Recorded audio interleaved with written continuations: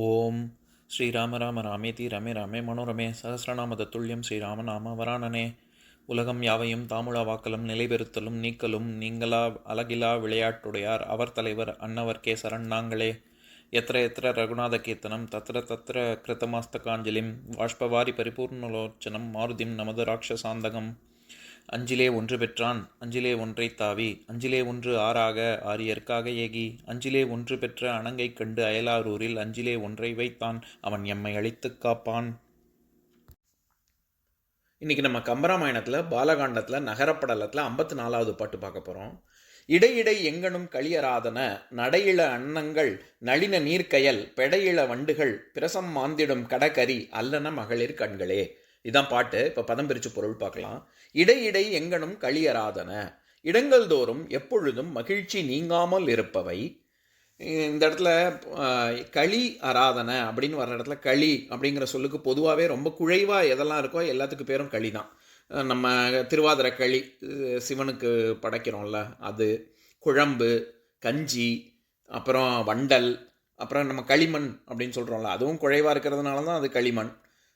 இதை தவிர மகிழ்ச்சி அப்படிங்கிற அர்த்தமும் இருக்குது. கள்ள உண்ணு ஆட்டம் போடுறது களி ஆட்டம், அதுவும் களி அப்படின்னு பேர். இந்த இடத்துல பொதுவாக மன நிறைவு ரொம்ப மகிழ்ச்சியாக இருக்கக்கூடிய விஷயத்தை தான் இங்கே களி அராதனை. எங்கே பார்த்தாலும் நீங்காமல், அறுதல் அப்படின்னா நீங்குதல், நீங்காமல், அராதனைன்னா மகிழ்ச்சி நீங்காமல் எங்கே பார்த்தாலும் எல்லா இடங்களிலும் இருக்குது அப்படின்னு சொல்கிறாரு. நடையிள அன்னங்கள், அழகிய நடையை உடைய இளமையான அன்னங்களும் நளின நீர்க்கயல். நான் ஏற்கனவே சொல்லியிருக்கேன், நளினம் அப்படிங்கிற சொல் நளினி நம்ம லக்ஷ்மி குறிக்கக்கூடிய சொல். இது எல்லாமே நாளம் அப்படின்னா டியூப் அப்படிங்கிற சொல்லிலேருந்து வந்திருக்கு. அதனால தான் தாமரையை நளினம் நளினி அப்படின்னு சொல்கிறாங்க. இந்த இடத்துல நளின நீர்க்கயல் அப்படின்னா தாமரை மலர்கள் பூத்த நீர்நிலைகளில் உள்ள கயல் மீன்கள் அப்படின்னு சொல்கிறார்.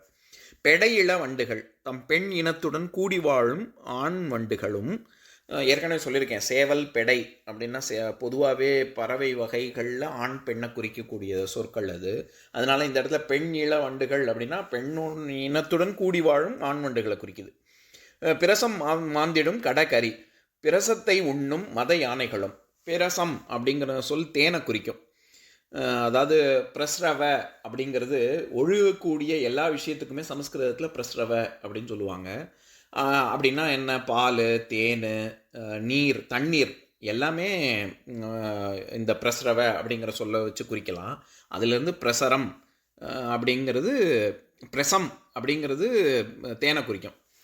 பிரசம் மாந்திடும் கடகரி, மாந்துதல் அப்படின்னா உண்ணுதல்னு அர்த்தம். உண்ணுதல், பருகுதல், குடித்தல் அல்லது நுகர்தல் இது எல்லாமே வரும். இந்த இடத்துல தேன்கிறதுனால உண்ணுது, தேனை உண்ணும் அப்படின்ற அர்த்தம் பண்ணிக்கலாம். கடகரி, கரின்னா நான் ஏற்கனவே சொல்லியிருக்கேன் யானையை குறிக்கும்.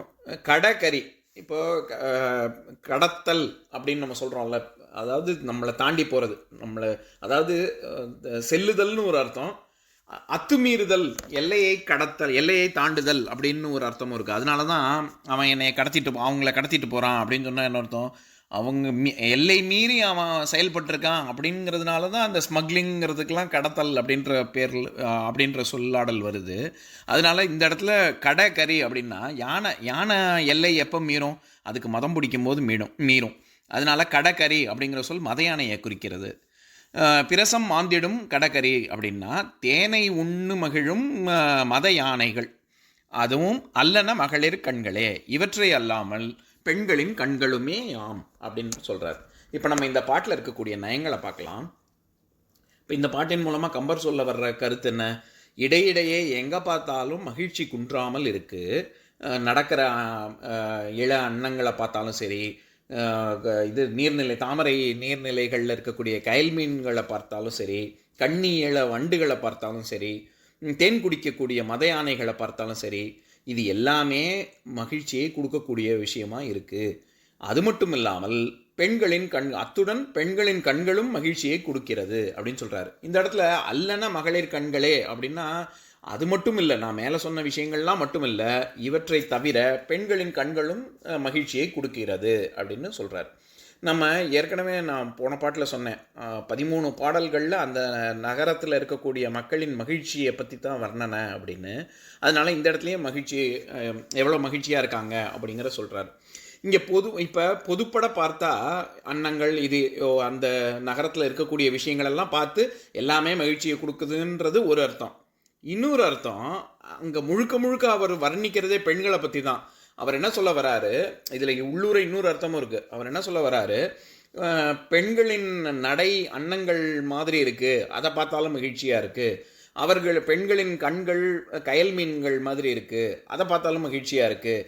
பெண்களின் ஒரு பேச்சு, அவங்களுடைய அதை பார்க்கறது வண்டுகளின் ரீங்காரம் மாதிரி இருக்குது, அதுவும் மகிழ்ச்சியை கொடுக்குது.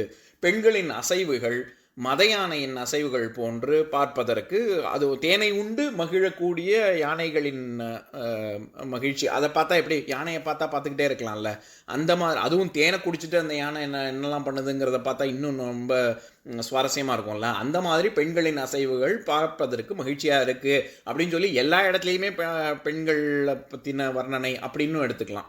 இதில் கடற்கரி அப்படின்னு சொன்னேன்ல, அதில் கரி, பொதுவாகவே கரி அப்படின்னா, நான் கரியன் அப்படின்னா அது யானையை குறிக்கும். கரிமுகன் அப்படின்லாம் சொல்கிறோம்ல, கரிமுகன், கரி, கரியன், இது எல்லாமே யானையை குறிக்கும். கரிணி அப்படின்னா பெண் யானையை குறிக்கும். கரி அப்படின்னா பொதுவாகவே யானைகளை குறிக்கும். எப்படி நம்ம பால் கடந்தவன், நான் ஏற்கனவே சொல்லியிருக்கேன், பால் கடந்தவன் இறைவன் அப்படின்ற சொல்லும்போது அங்கே அன்விகுதி ஆண்பாலை குறிக்காது. அது பால் கடந்தவன், அது தலைமை பண்பை குறிக்கிறதுக்காக அந்த அன்விகுதி வரும். அதனால் இறைவனுக்கு பெண்பால் இறைவி அப்படின்லாம் சொல்லக்கூடாது. இப்போ இங்கிலீஷில் காடு, காடஸ்ன்னு சொல்கிறதெல்லாம் தப்பு. அதாவது நம்ம வழக்கப்படி இறைவன் சொன்னாலே அது எல்லாமா சேர்ந்தது தான் இறைவன். அதனால் இறையவர் அப்படின்னு சொன்னால், இறைவர் அப்படின்னு சொன்னால் அது தேவர்களை குறிக்கும். ஆனால் எதுவும் இறைவர், இறைவி, இறைவன் அப்படிலாம் சொல்லாமல் வெறும் இறை அப்படின்னு சொன்னால் அதுவும் இறைவனை முழுமுதற் கடவுளை தான் குறிக்கும். அந்த மாதிரி இங்கே கரியன், கரிணி அப்படின்லாம் சொல்லாமல் கரி அப்படின்னு மட்டும் சொன்னால் அது பொதுவாகவே யானைகளை தான் குறிக்கும். இதே வர்ணனை தான் காளிதாசனுடைய ரகுவம்சத்துலேயும் கஜராஜ விராஜித மந்தகதி அப்படின்னு சொல்லியிருப்பார். நான் போன பாட்டிலேயே கதி அப்படின்னு சொல்லும்போது வழின்னு ஒரு அர்த்தம் இருக்குது, குதிரையின் ஒரு நடை அசைவை குறிக்கக்கூடிய சொல்லுன்னு. அது யானையோடைய அசைவுக்கும் அந்த கதி அப்படிங்கிற சொல் வரும். அதில் கஜராஜ விராஜித மந்தகதி அப்படிம்பார். கஜராஜ, கஜக அப்படின்னா சமஸ்கிருதத்தில் யானைன்னு அர்த்தம். கஜராஜ ஒரு என்ன சொல்கிறது, ஆண் யானை. விராஜித்த, விராஜ் அப்படின்னா ரொம்ப அழகு, சொட்ட இருக்கிறதுன்னு அர்த்தம். அதனால தான் சில பேர் பசங்களுக்கு கூட விராஜ் அப்படின்னு பேர் வைப்பாங்கல்ல. விராஜித்த, ரொம்ப அழகாக இருக்கக்கூடிய. மந்தகதி, இதே வார்த்தை தான். அதாவது மந்தகதி அப்படின்னா ரொம்ப ஒரு மத யானை அப்படின்னு சொல்கிறாங்கல்ல, அதே வர்ணனை தான் இங்கேயும். அதே மாதிரி இங்கே பிரசம் மாந்திடும் கடகரி, மந்தகதின்னு சம்ஸ்கிருதத்தில் சொல்கிறத தான் இவர் கடகரி அப்படின்னு தமிழில் சொல்கிறார். இப்போ நான் பாட்டை இன்னொரு தடவை படிக்கிறேன், கேளுங்க. இடையிடை எங்கனும் களியராதன நடையிள அன்னங்கள் நளின நீர்க்கயல் பெடையிள வண்டுகள் பிரசம் மாந்திடும் கடகரி அல்லன மகளிர் கண்களே. இன்னொரு நாள் இன்னொரு பாட்டு பார்க்கலாம்.